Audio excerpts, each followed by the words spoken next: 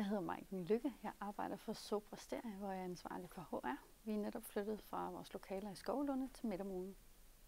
Altså, vi kommer fra lokaler med rigtig mange kvadratmeter, og nu er vi rykket ned på 750 kvadratmeter, hvor rigtig mange af vores konsulenter de sidder fast ude hos kunderne.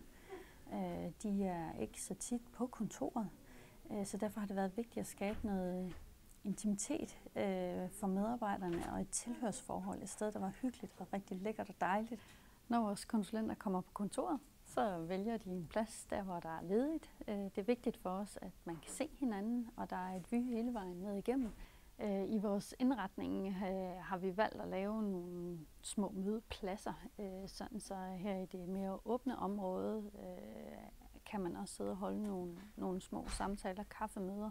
Altså de store vinduespartier og udsigten ud over vandet, det er der ingen tvivl om, at det har talt meget højt.